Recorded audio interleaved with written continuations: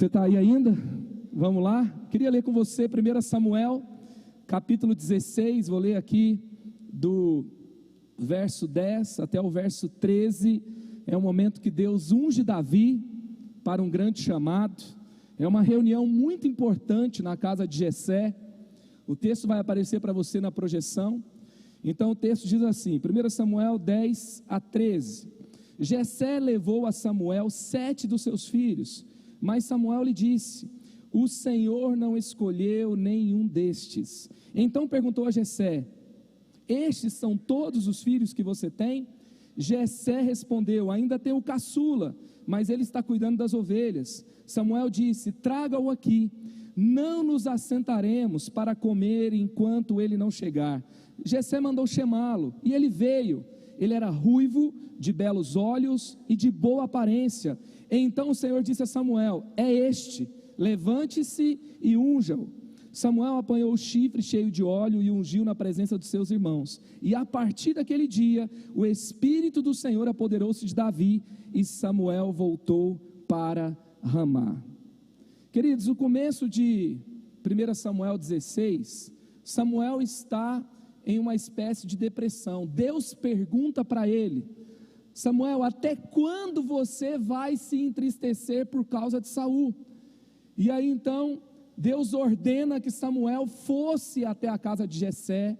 Samuel tem um receio, e aquela reunião na casa de Jessé era uma reunião sobre o futuro, seria sobre Deus estar levantando um novo rei para Israel, mas não era só um novo rei que estava surgindo, Deus estava mudando a estação de Israel, Deus estava gerando um novo tempo, Deus estava virando uma página. Ele fala, eu rejeitei Saul, eu levantei um novo rei, levante e vá até lá. E a reunião estava acontecendo dentro de uma formalidade. Eu imagino o que acontecia naquele tempo, quando um profeta chegava na casa de uma família, todos os preparativos, a comida, as formalidades, a preparação da mesa, como a reunião iria acontecer, o temor diante das palavras do profeta, será que ele viria em paz, será que ele viria para abençoar, será que ele viria para trazer juízo? Então eu posso imaginar uma certa tensão, junto com um temor, junto com uma grande expectativa naquela sala, e tem um momento que Samuel muda o percurso da reunião para que ela entrasse no caminho correto, porque a reunião era do futuro, era para falar sobre o futuro, era para falar sobre o que Deus faria em Israel. Deus estava levantando Davi, mas havia um problema, o futuro não estava na mesa. A reunião era sobre o futuro, mas o futuro não estava na mesa. Eu não sei se você já teve essa sensação, você está incomodado com o que está acontecendo, você sabe que tem que ir para um novo local, você sabe que Deus levantou alguém para falar algo sobre essa direção que Ele quer trazer, e a reunião está acontecendo, você está discutindo sobre necessidade, sobre visão a respeito do futuro, mas a sensação é de que o futuro não está lá, nós não estamos falando das coisas certas, nós não estamos olhando para frente. Essa era a cena, e tem um momento que Samuel, ele fala, nós não vamos nos assentar, nós não vamos comer, enquanto o filho que não está na mesa, não estiver na mesa. Às vezes nós decidimos continuar tudo aquilo que a gente está fazendo, sem que o propósito de Deus esteja na mesa. A gente continua discutindo o que está discutindo, vendo o que está vendo, sem trazer o futuro que Deus quer criar para a mesa. Isso, e pensar sobre o futuro é algo muito importante. O Craig Groeschel, no seu livro Lidere com Isso em Mente, ele fala, se o que a sua igreja ou ministério está fazendo agora é eficaz e está transformando vidas, aproveite o quanto durar, porque o que está funcionando agora não vai durar no futuro. E William Pollard, ele disse assim, a arrogância do sucesso é pensar que o que foi feito ontem será suficiente para amanhã.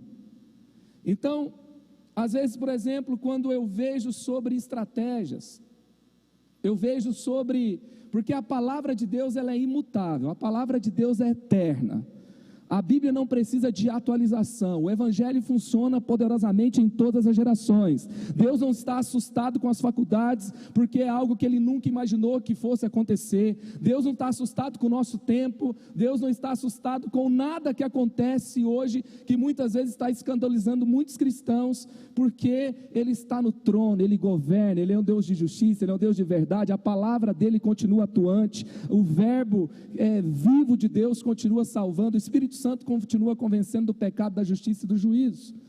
Agora, a nossa forma de atuar, a linguagem, quando eu leio Hebreus, o autor da carta aos Hebreus vai dizer que Deus falou por muito tempo, de muitas formas, mas nos últimos tempos falou por meio do Filho. Ou seja, Deus mudou a forma de falar. Por que a gente não tem que mudar? Então, eu vejo às vezes, por exemplo, hoje, tem toda assim, aquela estratégia, nós temos que ser relevantes nas redes sociais, mas eu sou da geração que viu, né, o dólar, a geração Y, os milênios, a geração X, viu o dólar a R$1, você lembra disso? Do 486 DX4 chegando à sua casa, dos seus pais ralando para prender o pacote Office para não perder o emprego.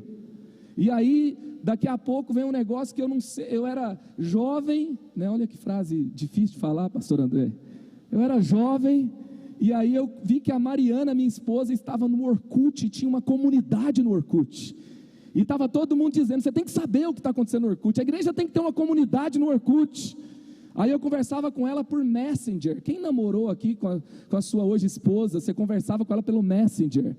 Aí você chamava ela, não respondia, você fazia o tremer lá, o ícone dela. O Instagram não tem essa função. E aí, um dia, né, o Orkut hoje é falecido, ninguém mais fala de Orkut, ninguém mais está conversando no Messenger. E aquilo que funcionou por um tempo, que parece que era a nova sensação do momento, não durou 5, 6 anos. E talvez tudo aquilo que a gente está lutando para ser relevante naquele lugar, o que a gente vai fazer com esses seguidores amanhã, quando isso já não for mais uma realidade? Por exemplo, quando entrou a pandemia, eu me lembro de começar a conversar, porque os adolescentes e os jovens não estavam morrendo com a doença do Covid-19, mas eles estavam sofrendo com os adiamentos. Ele ia se formar e não se formou, ele ia viajar e não viajou. E para um adulto, que assim, eu viajo ano que vem é uma coisa, agora para um adolescente que ele vai passar, gente, para um adolescente, quantas transformações acontecem em 3 anos, e ele tem que usar máscara, ele não pode ir na escola, aí ele vai numa aula, é o Zoom, né? E aí o cara conecta lá, Pinguim 1, 2, 3, sem a câmera aberta. E aí fala, não, a gente vai fazer um encontro hoje para orar uns pelos outros, um encontro de GDC, um encontro de pequenos grupos, pelo Zoom. Quantos apareceram? Eles não apareciam. Aí veio um menino lá na igreja e falou assim, pastor, vamos fazer o Zoom lá na Twitch? Eu falei, o que é Twitch? Eu demorei a aprender o que era. Não, é uma plataforma que transmite um jogo que você conecta pelo Discord. Agora, o que é Discord? E aí, mas como assim? Eu estou falando de reunir o pessoal para fazer a célula. Você tem que pensar nas coisas de Deus. Ele, não. É porque a gente se conecta, quando a gente está cansado, a gente quer ver um amigo, a gente sabe, o momento depois da aula, a gente ficou 6 horas de Zoom, gente. A gente vai jogar com um amigo. Eu falei, mas então, o que você está me falando para fazer? Não, a gente pode se conectar para jogar, e aí a gente fica batendo papo, e o papo podia ser a célula. Eu falei, rapaz, me fala mais sobre isso. Aí o PG, que era o Paulo Gabriel da igreja, sempre tem um nerd que anda com a camiseta de Star Wars, que sabe tudo sobre tecnologia, que sabe tudo sobre jogos. Quem conhece um desses lá na juventude da sua igreja? E ele vai lá, e ele é o mestre Yoda que vai te ensinar como é que isso funciona, e daqui a pouco a gente tem um monte de GDC da igreja dentro de uma plataforma de jogos, que tem crente que está demonizando, mas eles estão finalmente orando e jogando ao mesmo tempo. E aí a gente começa então a repensar coisas que ontem não tinha sentido nenhum, sabe, tem gente que fala assim, tem adolescente que marca para falar comigo, fala, o que você quer estudar para ser, fala, pastor, eu quero ser gamer. Alguém já ouviu um adolescente falar isso para você? Eu falei, eu fui gamer na geração errada, né? Porque ser gamer hoje é uma profissão. Aí você fala, mas será? Eu estava vendo, olha só, a final do LOL, quem sabe o que é LOL aqui? A final do LOL, o que é LOL? É um jogo chamado League of Legends. Foi transmitida para um grupo assistir, uma final mundial foi transmitida para um grupo se reunir para assistir uma final de jogo de videogame. Será que dá gente nesse negócio? Lotou o Allianz Parque, que é o estádio de um time que tem uns títulos de segunda divisão lá em São Paulo. E aí, eu tinha que parar para valorizar esse momento, né? E aí, gente, quando eu fui ver sobre o LOL, a final do LOL teve mais audiência do que a final da NBA e do Super Bowl juntos. E aí, esse é o mundo que eu e você vivemos. E no passado, a gente teve, assim, eu tive pessoas da minha família que rasgaram uma bola de futebol porque era do demônio. E hoje nós também, a igreja muitas vezes ela demoniza aquilo que ela não compreende. Então, aquilo que nós não compreendemos, aquilo que nós nos assustamos, nós podemos então demonizar. E o fato aqui é que o profeta Samuel, ele traz algo que é uma reflexão profunda para nós.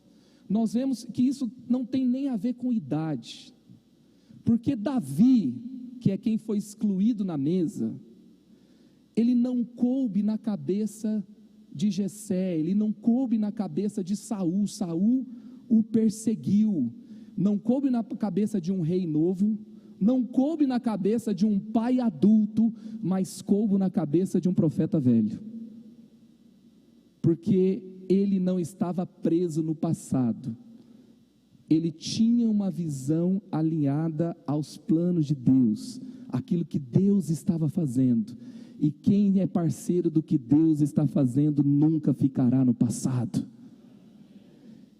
E quando eu olho para o que Davi fez, eu não sei se você já viu sobre isso, tem aquela plataforma TED Talks, que é de palestras inspiradoras de entretenimento, tecnologia e design, a sigla TED, e pessoas assim, CEOs de grandes companhias, os mais renomados do mundo, Bill Gates, o Steve Jobs, né? Todos os grandes CEOs da Oracle, de todas as companhias do Vale do Silício, e grandes influenciadores do mundo falaram nessa plataforma, e um dos que falaram foi o Billy Graham. E o Billy Graham, como um dos poucos cristãos que deram uma palavra, fizeram uma palestra no TED. O Davi Lago fez o TEDx, que foi no Allianz Parque também, nos representou lá. Mas o Billy Graham, quando ele fala sobre Davi, e ele fala sobre a tecnologia que Davi trouxe para Israel, e ele fala que Davi trouxe a tecnologia do ferro, que os filisteus dominavam, mas os israelitas não. E ele fala que isso foi o avanço. Aquela época a discussão era do microchip, então ele contextualiza, ele fala, a tecnologia do ferro para Israel é equivalente à tecnologia do microchip nos nossos dias atuais. Isso historicamente equivaleu a um avanço de 150 anos para Israel. No reinado de Davi, Israel foi para 150 anos adiante. E claro que ali ele falou sobre o que a tecnologia não faz, que é sobre a salvação, mas ele trouxe que no reino de Deus, Deus levanta pessoas para nos levar para um tempo além daquele que nós estamos vivendo. Davi fora da mesa significava um atraso para Israel. Davi fora da mesa significava que o futuro não estava mais na mesa, e nós temos que pensar muito sobre isso. Eu ouvi aqui agora o apóstolo Sinomar falando sobre o avivamento, que é a conversão de almas. E se não tem conversão de vidas, de fato não é avivamento. E tem uma marca em todos os avivamentos que você estudar. Não sei se você já assistiu Jesus Revolution, alguém assistiu? Que é com o mesmo ator do The Chosen. E ali no Jesus Revolution mostra um avivamento entre os jovens hippies americanos, que Deus começa a salvar. E quando eu vi aquele filme, por exemplo, quando eu ouvi falar sobre esse avivamento, Jesus Revolution ou Jesus Movement, eu achei que a conversão em massa de jovens acontecia ali cerca de 4 a 5 mil conversões por dia e cerca de 5 mil batismos por semana, isso durante 15 anos. Eu achava que era só naquele avivamento que tinha sido assim, mas quando você estuda, por exemplo, dados do Instituto Barna, da APEC, aquilo que o Mike Brodot traz no livro Cultura do Avivamento, inclusive ele é um convertido desse Jesus Movement, em São Francisco, na Califórnia. Ele vai fazer um estudo seríssimo, onde ele fala que 90% das conversões dos grandes avivamentos e 90% das conversões nas igrejas evangélicas aconteceu com pessoas abaixo de 21 anos de idade.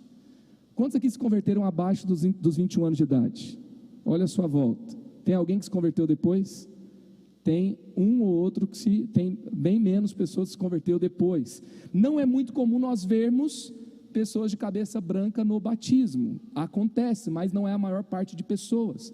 O que isso nos mostra? Que existe uma faixa etária onde nós temos uma grande oportunidade de ganhar alguém para Jesus. Eu tenho 41 anos de idade.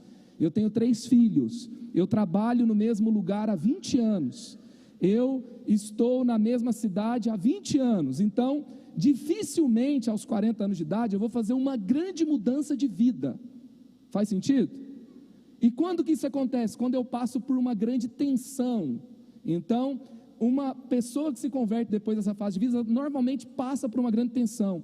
E aí nós temos esse gráfico aqui, do último censo, que nós evangélicos no Brasil estamos muito empolgados com ele, que vai pegar, tem o José Eustáquio Diniz Alves ali, se você quiser ler esse artigo, está ali até o QR Code para você ver. Ele é doutor em demografia na USP, ele fez a análise do crescimento dos evangélicos no Brasil desde o primeiro censo de 1872, e ele vai mostrando ali a partir da década de 40, o crescimento dos evangélicos, a diminuição do número de católicos, a partir da década ali de 70, 80, 90, cresce muito mais, depois de 2000 um avanço muito grande, e a perspectiva de que em 2032 nós seremos um país de maioria evangélica pela primeira vez na história.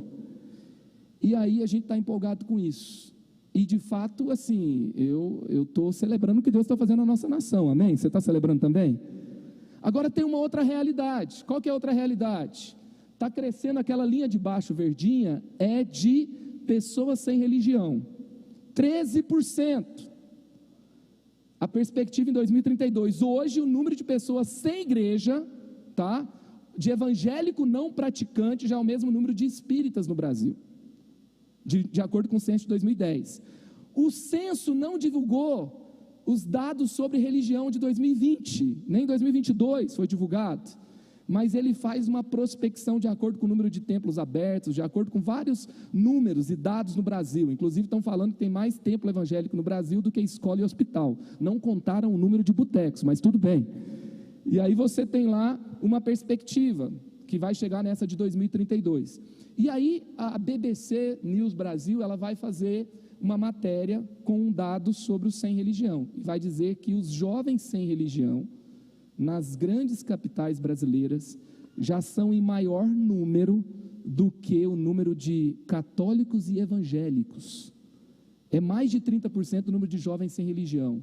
Em São Paulo e no Rio de Janeiro. Aí você fala para mim, São Paulo, Rio de Janeiro, mas eu tenho que lembrar do que Tim Keller dizia: não importa se você está numa grande cidade, a cidade está indo até você. Isso significa que o que é realidade nas grandes cidades hoje, vai ser realidade na nossa cidade amanhã. E nas grandes capitais você percebe que os jovens já não estão mais conectados com a igreja. E aí, essa matéria, é lógico que um jornalista, ele não vai fazer uma matéria falando assim, vamos ver o que os crentes estão fazendo de bom? Vamos falar uma coisa boa sobre crente hoje? Você já viu algum jornalista fazer isso normalmente? Não é normal. Eles vão dizer o seguinte, que, de acordo com essa pesquisa do Novo Censo, o Brasil jamais será um país de maioria evangélica, porque hoje quem está na igreja não jovens. E aí eles foram pesquisar quem são esses jovens que não querem saber de igreja. Coloca a próxima imagem para mim, por favor. Mariana é um exemplo, tá? Então ela vai dizer: eu não tenho religião, tá? Sempre fui totalmente pura a isso. Eu acredito em tudo, primeiramente em Jesus, o único Deus, todo-poderoso, mas também acredito em entidades que me ajudaram muito e sempre que puderem vão me ajudar. Acredito em energias e acredito no universo. Quando já viram assim um amigo, uma pessoa que você conheceu no trabalho, um amigo do seu filho no Instagram, e aí você vai entrar lá no Instagram, tem uma descrição: 100% Jesus, signo de virgem e palmeirense. Já viu um negócio desse? Assim, você vê 100% Jesus, versículo bíblico, depois aquela foto de fio dental. É muito comum. E aí você percebe que existe uma grande evangelização no Brasil e que tem uma nova geração que acredita em tudo, menos na igreja. Samuel, ele estava numa reunião sobre o futuro do reino, e o adolescente não estava lá. O que ele fala? Eu não vou continuar a reunião se não tem adolescente na sala. Eu não vou continuar a reunião se não tem jovem na sala. Eu não vou continuar a reunião se não tem o filho mais novo sentado. O projeto para o reino passa por eles. Não dá para falar de futuro, não dá para falar de avivamento, não dá para falar de inovação se a gente não tocar essa nova geração. E ele então, ele para a reunião, ele repensa o que precisa ser feito para que Davi estivesse na mesa. E a igreja brasileira hoje, se ela quer viver de fato o projeto de Deus para essa nação, ela tem que olhar com outros olhos para o futuro e para a nova geração. Porque, gente, ministério de juventude e jovens na igreja, adolescentes na igreja, não é só a gente estar feliz porque o nosso filho está lá, porque eles fizeram um culto, um acampamento e foi uma bênção, aí eles aparecem no acampamento do ano que vem, sabe? Mas isso vai definir se o que a gente está fazendo aqui amanhã vai ser o museu do avivamento que aconteceu na Coreia, que hoje são acampamentos de oração nas montanhas, que hoje são apenas museus. Um dia eu visitei, o ano passado eu tive o privilégio de ir a Londres, ministrar lá, e eu fui lá na casa de John Wesley. Eu queria fazer aquela oração que todo mundo, aquela foto que todo mundo faz, aquela oração que todo mundo faz, e aí fazer o post, né? Faz de novo, Senhor, na casa de John Wesley, lá nas marcas, que simboliza o lugar onde ele orou. E aí uma senhora coreana, cerca de 80 anos de idade, falou assim: meu filho, hoje não abre, se você quiser que abra, consiga voluntários. E a reunião que estava acontecendo não foi no templo, foi numa sala ao lado, onde alguns estavam chegando de andadores, e é lindo ver todas as gerações na igreja, mas não tinha, a voluntária era uma senhora que clamava por voluntários. O lugar onde foi avivamento é um museu que hoje está correndo risco de nem abrir mais, porque não tem uma nova geração para estar lá. Então, esse assunto aqui que está acontecendo na mesa de Samuel, que está acontecendo na mesa de Jessé, que está acontecendo nas nossas reuniões de liderança nas igrejas do Brasil hoje, vai definir se amanhã a gente vai ter um avivamento ou se a gente vai ter pós-cristianismo. Eu estou indo agora ministrar na Nova Inglaterra, terra de Moody. O pastor que me chamou, o pastor Lierte Soares, ele é presidente da Ordem de Pastores da Nova Inglaterra. Ele é um brasileiro americano que Deus levantou para revitalizar igrejas naquela região, e ele fala com dor no coração: aqui na terra de Moody, vem pessoas do mundo inteiro visitar o lugar onde era sapataria, onde ele se converteu.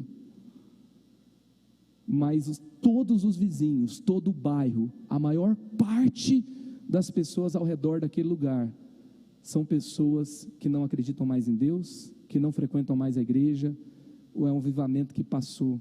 Eu tenho um amigo que pastoreia no Canadá. Nós somos abençoados no Brasil pelo avivamento do Canadá, da igreja no aeroporto no Canadá, das vineyards que trouxeram tanta coisa linda para o mundo, por meio da adoração, por meio de uma influência de avivamento. E o meu amigo, o David Mirk, que nós estamos ajudando ele a plantar uma igreja lá por meio da Rede Inspira, ele fala para mim o seguinte: quando eu falo que eu sou pastor no Canadá, eu tenho que explicar o que eu faço. As pessoas perguntam: onde estão as vacas? Porque a cidade que ele está tem 0,6% de evangélicos.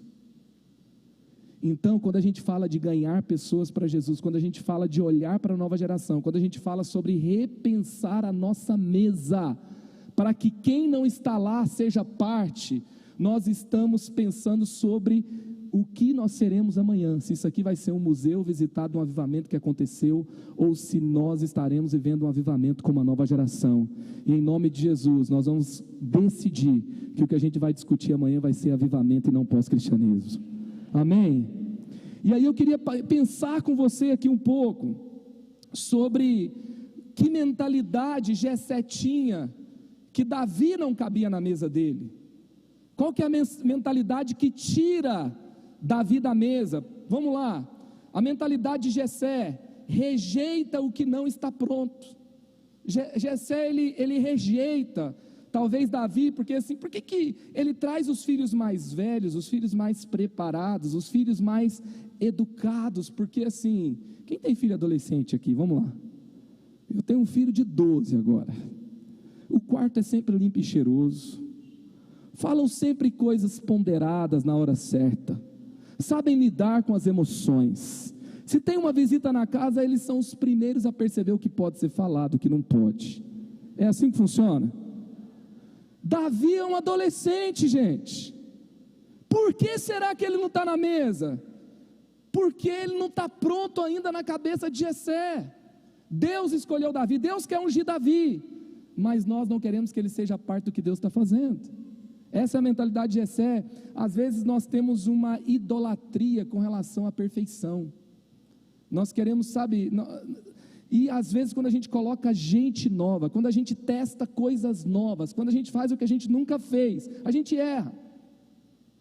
Em inovação, por exemplo, o erro é celebrado, porque o erro é uma consultoria do que pode ser melhorado.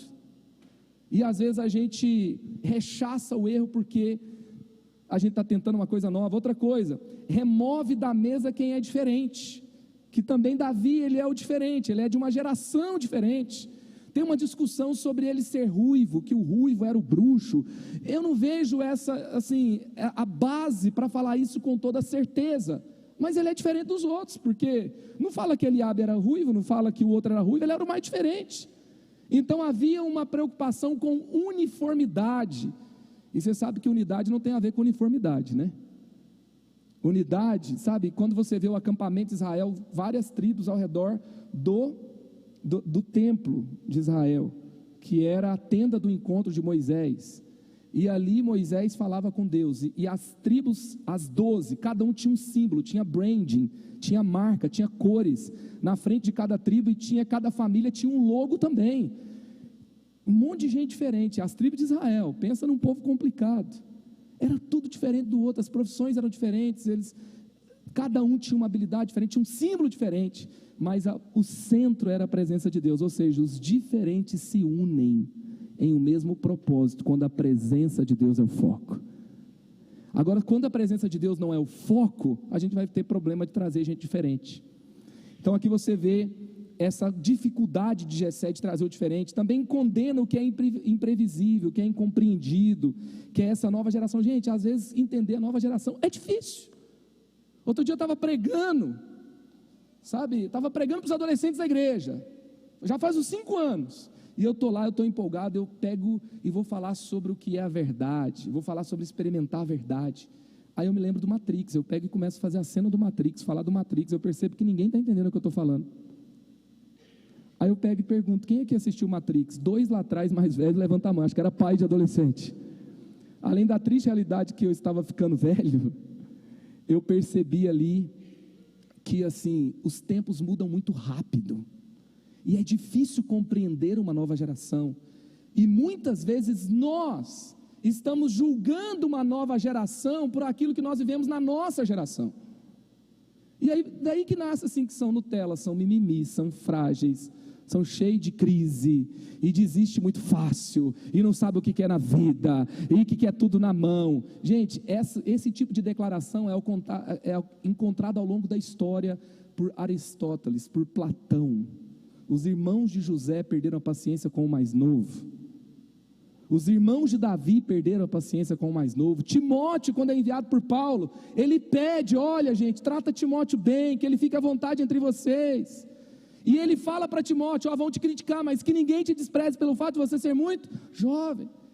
Então assim, e você tem uma briga de gerações, existe uma tensão geracional na história, existe uma tensão geracional na Bíblia. Você vê Noé criticado na sua velhice por Cã e é amaldiçoado. Você tem Eliseu que é criticado porque estava ficando calvo, né? E calvície é uma marca de idade, sim ou não?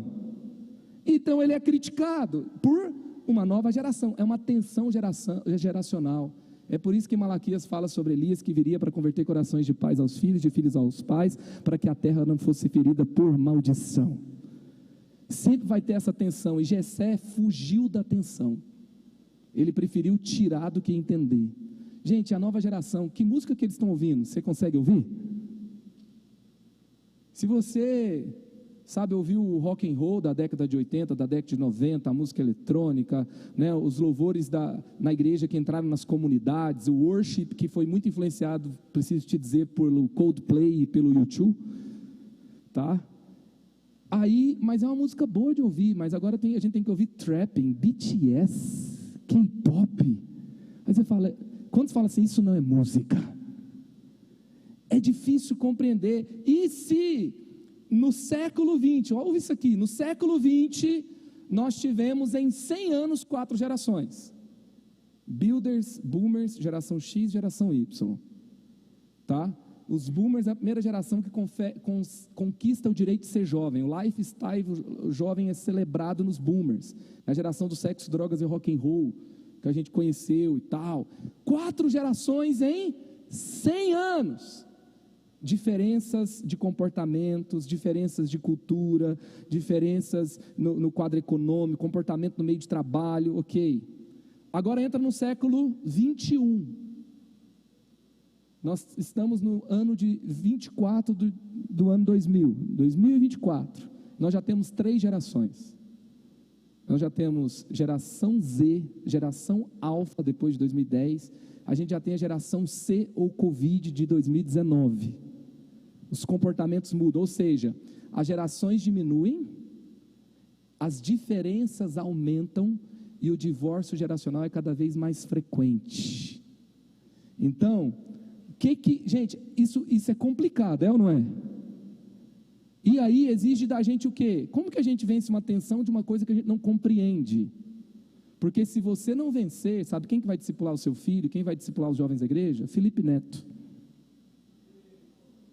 A gente pode falar assim, assunto chato, vai falar isso em outro lugar, mas se a igreja não alcançar uma nova geração que está disposta a abraçar uma grande causa, quer fazer algo relevante no mundo, quer fazer a diferença, está conectada à tecnologia, tem uma cultura que a gente não entende, se a gente não se comunicar com ela, tem muita gente fazendo de tudo para se comunicar com ela.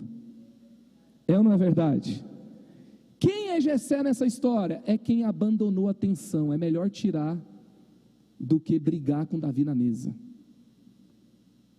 E gente, todo lugar que eu vou, muitas vezes, nesses anos de ministério com juventude, quando eu fui pregar numa conferência de jovens, eu não estava lá porque eu sou o nome no cartaz que a galera ia vir para a conferência, tá? Eu entendi muitas vezes que depois eu estava ali para conversar com um pastor, ou com um líder de jovens, ou com um pai, que depois que terminava a conferência, falava sobre o problema que eles estavam vivendo na tensão geracional. E quando tem tensão geracional, é ótimo. Sabe por quê? Porque as gerações estão lá. Davi fora da mesa é uma nova geração que fala, eu não aguento mais ficar nesse lugar, vou sair, vou abrir minha portinha, minha igreja em outro lugar. Em nome de Jesus, Davi vai sentar na nossa mesa. Em nome de Jesus, tem Samuel na casa para dizer, a gente não vai continuar, enquanto Davi não chegar, a gente vai entender, a gente vai trazer para perto, a gente vai viver o novo que Deus tem por meio desse que a gente não compreendeu ainda. Aí você vê, por exemplo, a mentalidade de Jessé tem um excesso de praticidade. Também é presa às formalidades, ao que está estabelecido, e ela vai idolatrar a performance e a perfeição. Não pode sair nada errado. Tudo que fizer tem que ser do jeito que sempre fez, porque sempre deu certo. E aí então nós vamos para a mentalidade de Samuel. Já chega de falar da mentalidade que tira Davi da mesa, vamos falar da mentalidade que traz Davi para a mesa. Sabe, Davi é esse que então é trazido por Samuel para a mesa, em nome de Jesus. Os pastores que estão aqui são pastores que vão trazer Davi para a mesa. Quem que é Samuel, gente? Samuel é quem está inquieto, inconformado. Sabe, Samuel não tem que provar mais nada para ninguém. Ele ouviu a Deus quando ninguém ouvia. Ele foi inspiração para o seu profeta Eli, que já estava, sabe, com anos de história. Ele é quem vai então liderar o povo quando o povo pede um rei. Ele vai lidar com essa tensão e ele não racha a nação por causa dessa tensão. Ele não fica chateado, ele não fica amargurado. Ele vai lá, ele ouve a Deus, ele unge Saul, mas Saul daqui a pouco é rejeitado. Ele surge de novo na cena, mas ele poderia deixar essa confusão para outro. Mas ele está inquieto e ele está inconformado, ele não está acomodado. Ele está repensando o reino. Gente, quando entra 1 Samuel 16, o reino não perdeu uma batalha na guerra. Quando Saul vai lá e sacrifica o animal, antes de Jessé, quando ele guarda os despojos que não era para ter guardado, não era o caso que Israel tinha perdido a batalha. Israel tinha ganhado a batalha, Israel estava sofrendo na mão dos inimigos, Deus tinha levantado Saul estava ganhando as guerras, mas para Samuel não está bom. Por quê? Porque o reino perdeu o mover de Deus. Então quem é Samuel? É o que está inquieto e inconformado mesmo quando está vencendo. Também ele experimenta todas as possibilidades. Ele sabe que Deus vai ungir um filho de Jessé, e ele conversa com um por um, e ele pergunta para Deus qual que é. Ele vai conversar com 7, ele vai falar com cada um, ele vai entender cada um, ele vai saber se é cada um deles. Ele está experimentando possibilidades diferentes, ele faz as perguntas certas, ele faz as perguntas corretas. Tem mais um? Aonde ele está? Ele vai perguntar, e ele vai perguntar para Deus, é esse. E também ele é aquele que ouve a Deus, e também ele é aquele que vê o que não é óbvio. Ele não vê o mais forte, ele não vê o que é mais aparente, e também ele acredita em pessoas diferentes, e ele coloca diferentes gerações na mesa. Então eu queria falar aqui sobre essa mentalidade, um pouco mais sobre essa mentalidade de futuro, trabalhando a mentalidade de Samuel. Faz sentido, gente, aqui? Então essa mentalidade de Samuel, 1 Samuel 16:10, Jessé levou a Samuel 7 de seus filhos, mas Samuel lhe disse, o Senhor não escolheu nenhum destes. Ou seja, tem um conceito de inovação hoje, que é como Jetro ensina para Moisés, a respeito de gestão, para que o povo pudesse ser abençoado, que o reino fosse abençoado. Nós podemos aprender alguns princípios também do nosso tempo. E aqui eu vejo Jessé aplicando isso. O experimentar é o novo planejar. Então, em inovação, a gente pensa, você viu uma transformação, você fez uma programação, você fez um evento, sabe, a gente não está apegado aos nomes, a gente não está apegado aos programas, a gente não está apegado àquilo que sempre aconteceu. Nós podemos experimentar coisas novas, nós podemos avaliar, nós podemos testar, nós podemos tentar, nós podemos abandonar, nós podemos mudar, nós temos que estar com essa inquietação, experimentando coisas novas o tempo todo. Então, ontem foi essa coisa assim que assustou a gente tem que ter o culto online, a gente tem que ter, só que assim, muitas igrejas pararam só nessa coisa do transmitir o culto online, mas nós podemos ter conexões profundas, além do culto online, nas plataformas digitais. Nós podemos ter experiências novas com a nova geração. Eu me lembro do dia que o meu pastor chegou com uma estatística sobre divórcio na nossa cidade, no censo de 2010, teve um relatório onde a nossa cidade tinha o maior índice de divórcio do Brasil. E aí nós sentamos para conversar e nós decidimos ter uma iniciativa, experimentar uma iniciativa nova. Qual foi a iniciativa? Nós vamos criar um ministério de jovens casais. Não sei se você já percebeu, os jovens começam a namorar e saem do culto de jovens, já viu isso? Aí quando termina, é o término de namoro missionário, aí volta. Aí fica, Aí começa a namorar de novo, vai embora. E muitos dos jovens, tem uma pesquisa americana que fala que eles vão se casar e não vão estar conectados com a igreja. Eles estão preocupados em montar a casa nova, em viajar, em fazer a carreira acontecer, em se formar melhor e tal. E eles voltam, apenas 2/3 voltam quando está com um problema no casamento, quando tem uma depressão, quando tem uma demissão, quando tem uma doença grave, quando tem alguma coisa assim. E aí nós percebemos o seguinte, que nós estávamos deixando de influenciar a formação da família. E aí nós criamos esse Ministério de Jovens Casais. Mas, gente, para começar, para experimentar, foi muita coisa que deu errado, até uma coisa que deu realmente certo. Hoje nós temos, na cidade de São José dos Campos, quase 70 células de jovens casais. Jovens namorados, noivos e recém-casados, eles têm um culto semanal, que semanalmente dá ali 300 a 400 pessoas nesse culto. E ali os casais casados estão discipulando os casais de noivos e casais de namorados, e eles estão sendo acompanhados no contexto de formação de uma nova família. Era um ambiente que não tinha na igreja, que passou a ter. E aí então assim, ao ver a realidade, tinha algo que nós poderíamos fazer que a gente não estava fazendo. Nós temos uma ação hoje onde todos os jovens, há 10 anos, depois de um culto de jovens, nós saímos para falar de Jesus na frente das baladas. O que aconteceu? Lembra da tragédia lá de Santa Maria? 250 jovens morreram. Eu preguei no próximo sábado e falei assim, gente, tem um problema de logística no reino de Deus. A esperança está aqui, ela não está chegando lá. Quem carrega não está entregando aonde tem que ser entregue. E nós não podemos simplesmente sair para comer nossa pizza, tomar nosso açaí, bater o nosso papo e resolver nosso estado civil depois do culto. A gente tem que resolver isso aqui, a gente tem que ir lá. E aí nós saímos com 60 jovens, e quando a gente saiu com 60 jovens pela primeira vez para evangelizar na frente de uma balada, eu nunca tinha ido. Eu nunca tinha frequentado aquele tipo de balada, não era o meu costume. Eu já estava casado, já estava com filho, eu pedi para minha esposa ficar orando em casa, eu pedi permissão para o meu pastor, e fui com os jovens lá. E eu me lembro que a primeira pessoa que eu fui falar de Jesus, ele me mandou evangelizar o capeta. A segunda falou assim, eu estou aqui bem vestido, tenho dinheiro para gastar lá dentro, eu não preciso, vai falar com quem precisa. Eu lembro que, e os jovens olhando para mim, o que ele vai fazer, né? Tem hora que é ruim ser líder de jovem.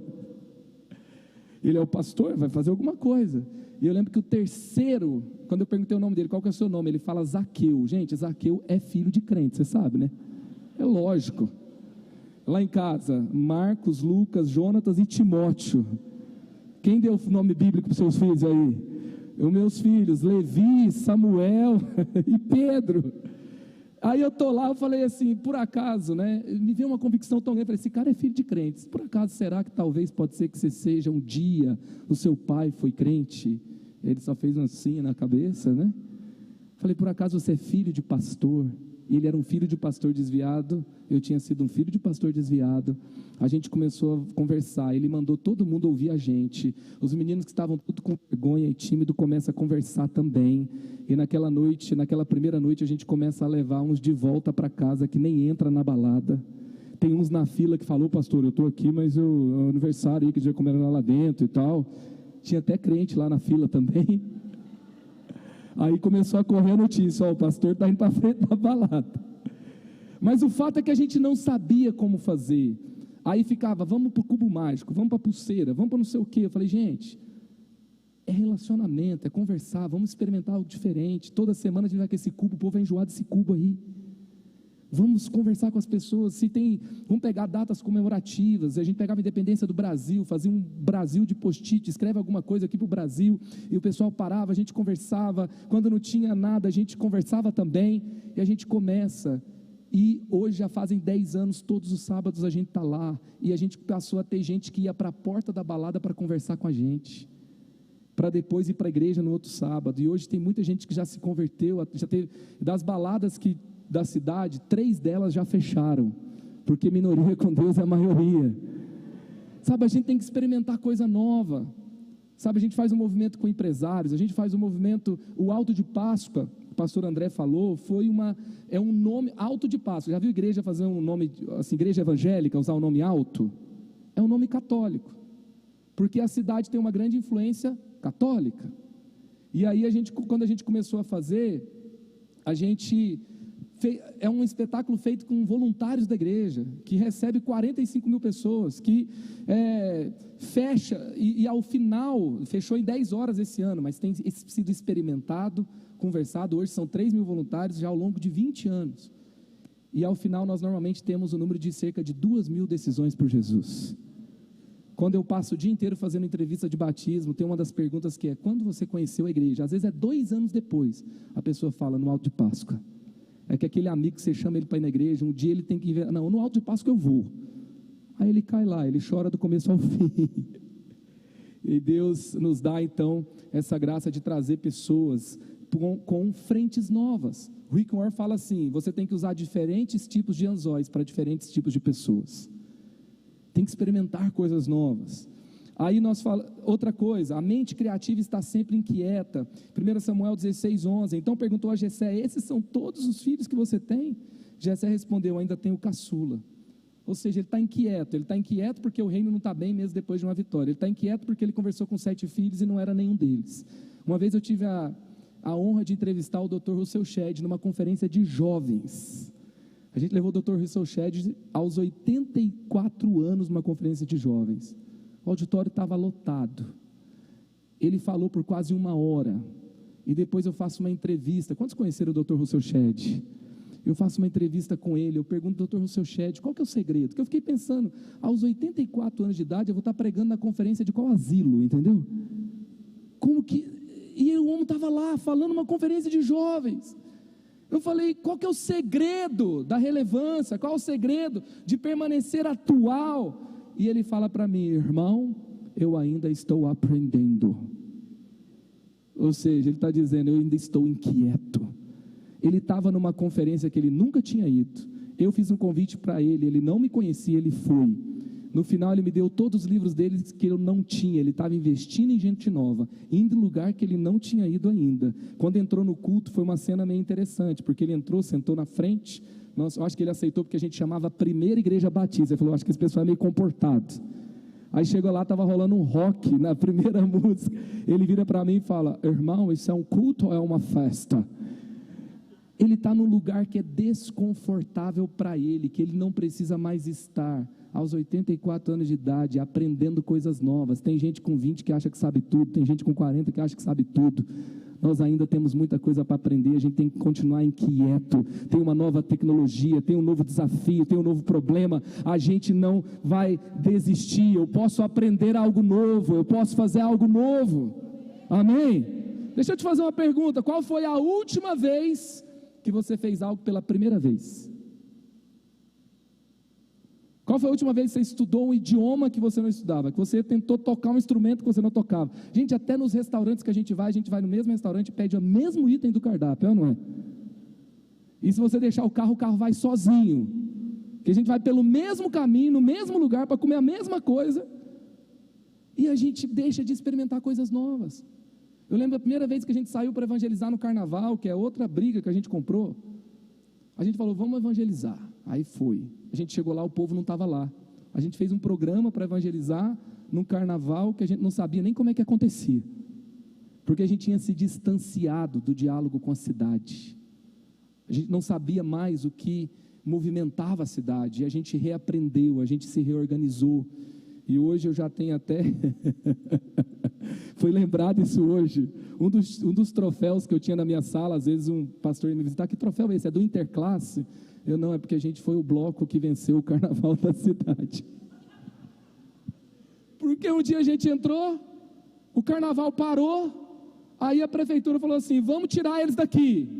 Porque se eles não entrarem, a gente pode expulsar, porque eles não querem entrar e querem atrapalhar o programa. É evento oficial da cidade, o povo não foi lá para assistir culto, o povo foi lá para pular carnaval. É um evento, tudo organizado, não é bagunça na cabeça, é bagunça, mas não é, né? Aí eles convidaram, aí o meu pastor me chamou e falou assim: não, vamos fazer o seguinte, vamos orar. Depois ele veio e falou: vamos fazer o seguinte, a gente vai ter um leque que tem a letra da música, que tem lá o plano de salvação. A gente vai fazer, e a gente conversou, vai fazer lá a entrada, o resumo, a apresentação da escola, que é, na verdade, também a apresentação do plano de salvação. A gente coloca o time de intercessão aos arredores das arquibancadas, a gente unge tudo, a gente coloca o Ministério Recomeço, que é de novos decididos, com cartão de decisão, sentados, espalhados na arquibancada.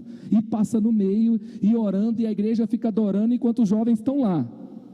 E depois volta, e durante 50 minutos, gente, eu lembro da primeira vez, foram 251 decisões por Jesus.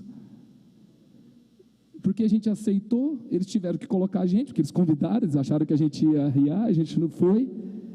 E aí, Deus faz algo incrível, e depois o carnaval acabou, e a gente passou 3 anos, porque no 3º ano o carnaval foi cancelado, para a glória de Deus. Então, assim, nós podemos fazer algo que a gente nunca fez, nós podemos tentar algo que ainda não aconteceu, nós podemos experimentar, mudar e até deixar para trás algo que não funcionou.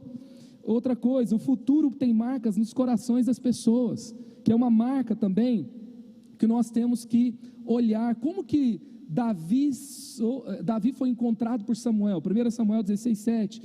O Senhor, contudo, disse a Samuel: não considere sua aparência nem a sua altura, pois eu o rejeitei. O Senhor não vê como homem.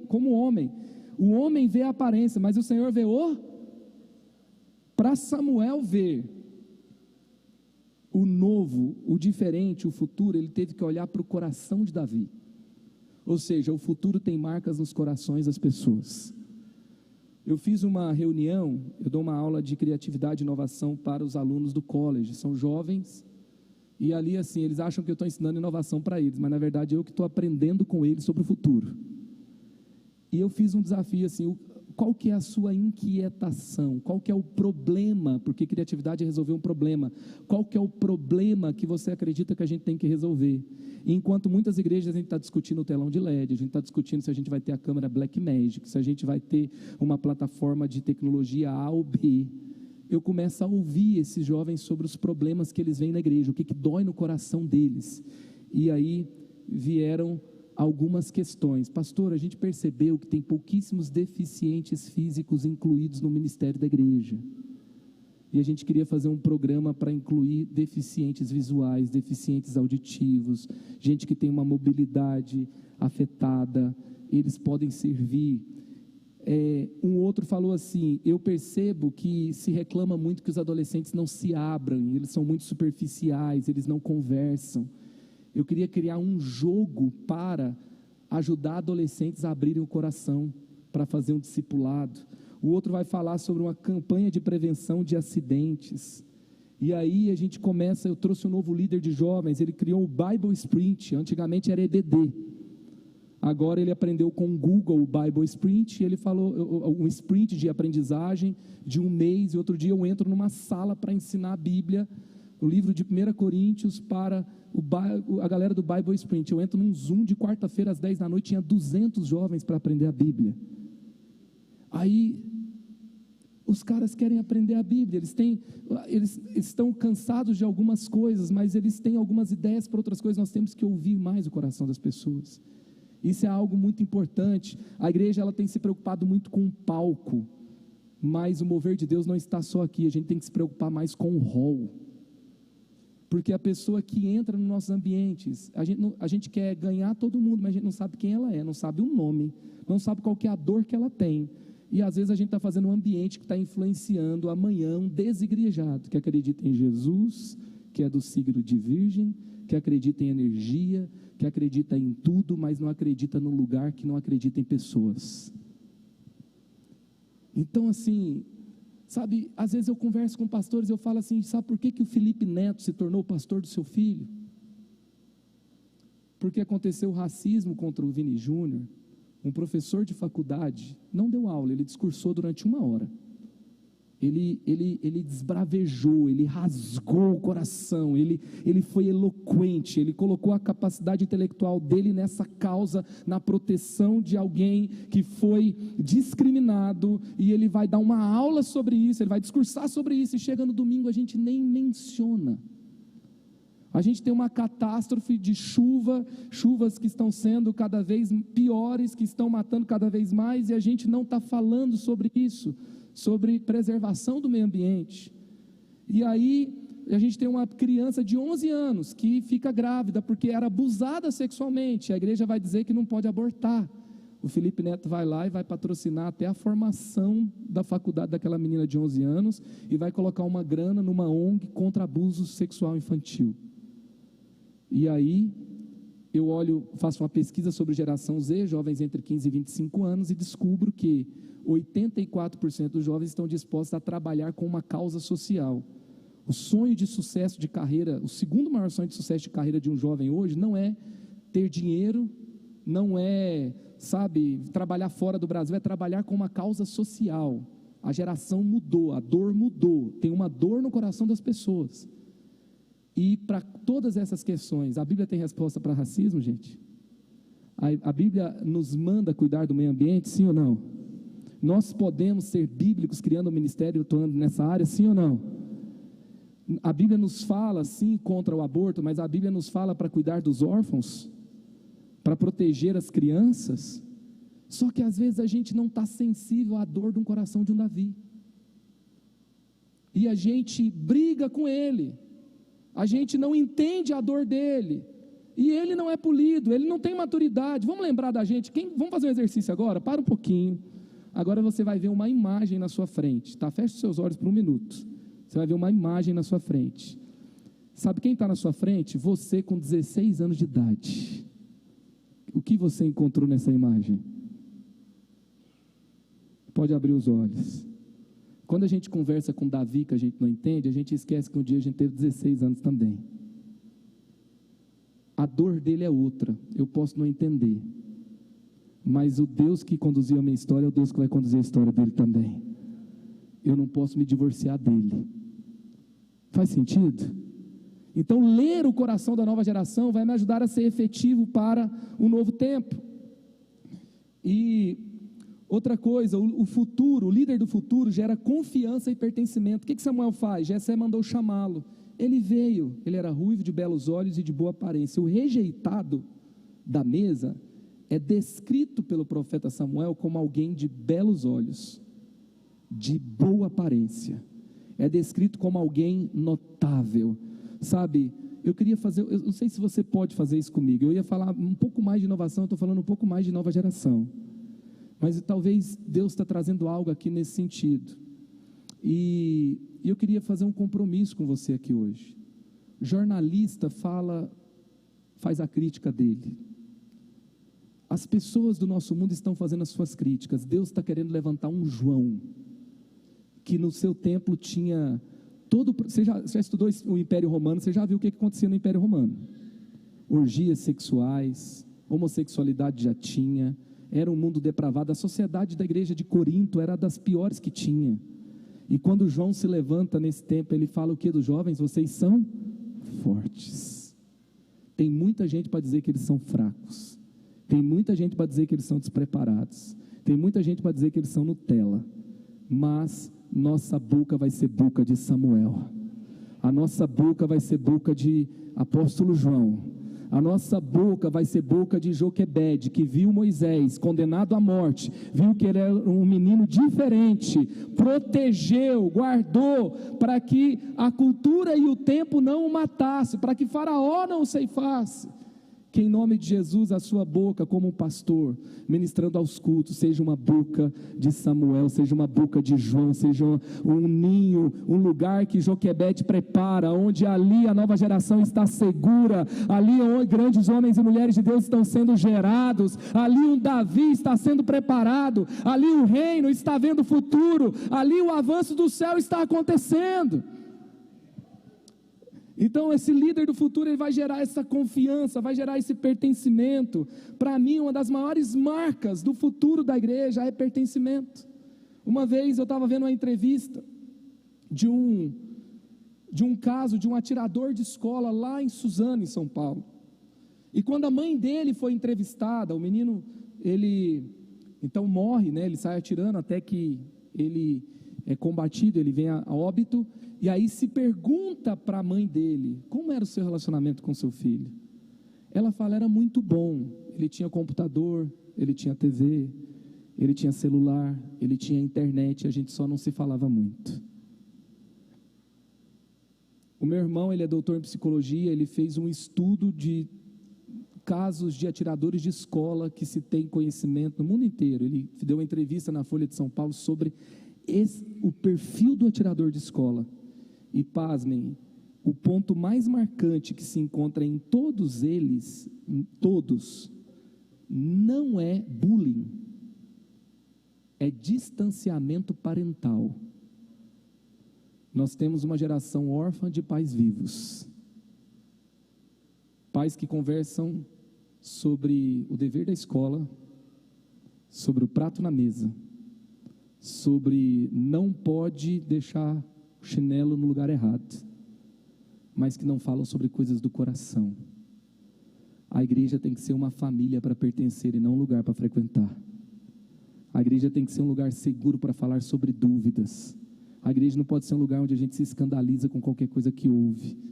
Às vezes aqueles que a gente mais está combatendo são os que mais estão pedindo socorro, porque por trás de uma ofensa de uma nova geração sempre tem um pedido de socorro. Temos que gerar esse ambiente de pertencimento, e essa tem que ser uma marca da igreja do futuro.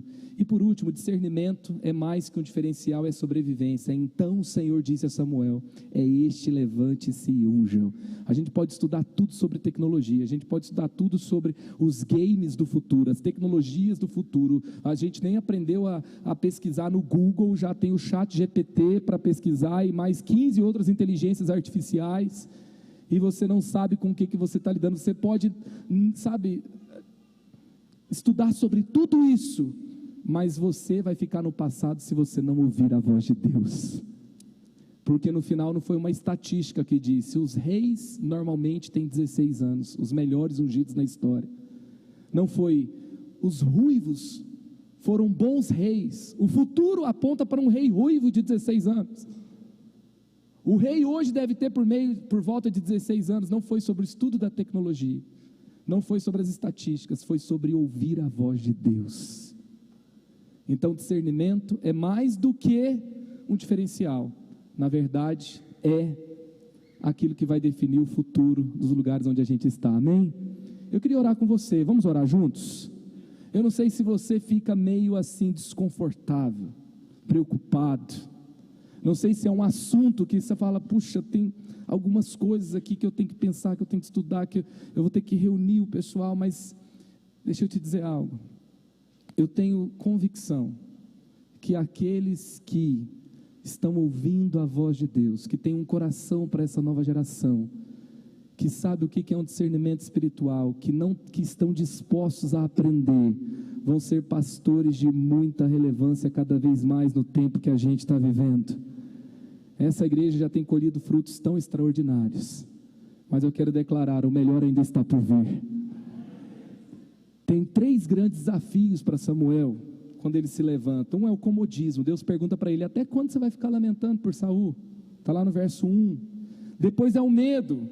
Samuel pergunta: como poderei ir até Jessé? Saul vai ficar sabendo e vai me matar. O segundo é o medo de dar errado, medo de não funcionar, medo que quando a gente experimenta coisa nova, a gente tem medo. E por último é a idolatria da perfeição. Não considere a sua aparência, porque Deus vê o coração. São 3 obstáculos que Samuel tem que lidar para olhar para o futuro. Fala comigo: comodismo, o medo e a idolatria da perfeição, que é aquele negócio que tudo que eu fizer tem que dar certo, não vou tentar nada novo para não correr risco de errar. Em nome de Jesus, nós vamos ver esses bloqueios caírem. Nós vamos caminhar em direção à mesa do futuro. Nós vamos trazer Davi para a mesa. Nós vamos formar uma nova geração extraordinária. Nós vamos ver Deus conduzindo a nossa história. Nós vamos ver Deus conduzindo a história da nossa igreja, a história da nossa família, a história da nossa cidade, a história da nossa nação, a história do lugar onde Ele nos plantou. Nós vamos dar frutos, nós vamos caminhar de forma saudável para o futuro que Ele tem para nós. Pai, em nome de Jesus, nós colocamos o nosso coração diante do Senhor. Eu honro, Pai, cada um dos meus irmãos que aqui estão. Eu me coloco aqui, Pai, com temor, ó Deus, porque, Pai, tem algo tão nobre, tão poderoso que o Senhor tem construído ao longo dessa linda história nesse lugar. E, ó Deus, nós colocamos aqui como líderes, como pastores, Pai, como pais, como professores, como mentores, como discipuladores, que quantas vezes, Pai, nós temos tanta dificuldade, quantas vezes não compreendemos, quantas vezes paralisamos numa ofensa, quantas vezes não vemos o coração de um Davi por uma tensão, Pai, de um ambiente. Ó Pai, em nome de Jesus, nós colocamos hoje o nosso comodismo, nós colocamos hoje o nosso medo, nós colocamos hoje, Pai, essa pressão que temos, que tudo tem que dar certo, que a gente não pode errar em nada, essa idolatria, e nós colocamos diante do Senhor, Pai, e nós nos arrependemos, e nós pedimos ao Senhor, nos dá um coração de Samuel, nos dá uma visão de Samuel, nos dá, Pai, uma decisão de Samuel, de não continuar o que nós estamos fazendo, se não estamos caminhando para o futuro, se não estamos caminhando para aquilo que o Senhor tem para nós. Nós oramos, Pai, em nome de Jesus. Amém, amém, amém. Aleluia, aleluia, aleluia. Deus te abençoe.